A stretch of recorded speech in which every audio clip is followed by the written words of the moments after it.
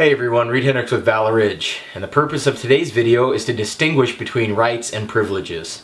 Oftentimes people fail to differentiate between the two, but there are vast differences. So what we're going to do is we're going to talk about rights, we're going to talk about privileges, and we're going to talk about the way that we as American citizens should view rights and privileges, and also people around the world. Let's get started. First, let's address rights. First of all, your rights are God-given. And if you're an atheist, that's cool too, because they are given to you by virtue of your humanity. They're a part of you. They're a part of you the day and the moment that you are born. No human being can take them away.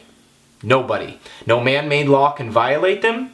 And it's very important to understand this, that your rights cannot be taken away.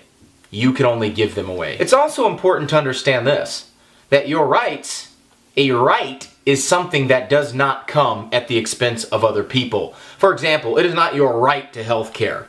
You don't tell a doctor that he or she must provide a surgery to you for free. That's not how it works. Services are not rights. Products are not rights. Your rights are inherent. They exist in nature. They exist and they would exist if there was no society. For example, your right to life. You have a right to defend yourself. Every animal on earth has a right to defend itself. You have a right to liberty, to pursue the course of life that you want to, as long as it's not hurting anybody else. You have the right to reproduce. No one can tell you are not allowed to have children. These are all God-given inherent rights. In fact, they're so important to us that our founding document, the Declaration of Independence, says that the purpose of government and the reason people institute governments amongst men are to secure their rights to life, liberty, and pursuit of happiness. You have a right to obtain and protect your property. These are all examples of rights. And at no time whatsoever do you need to ask permission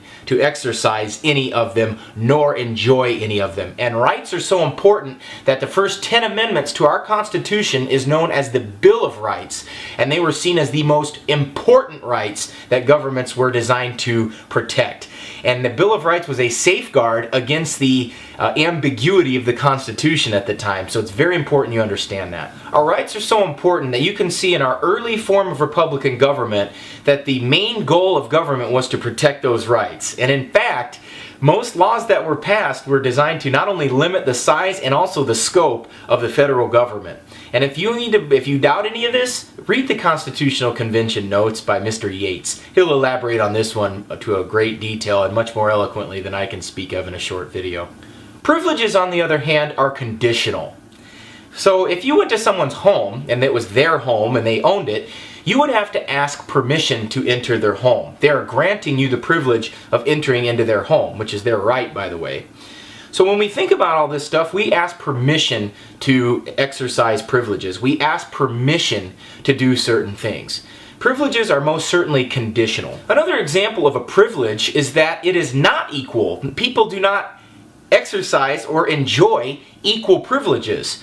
They're absolutely conditional and they're preferential. For example, in the Middle Ages, if someone wanted to hunt animals on the feudal lord's land, that person had to ask permission from the nobility. He had to ask permission to hunt the king's deer or the baron's deer or whatever it was.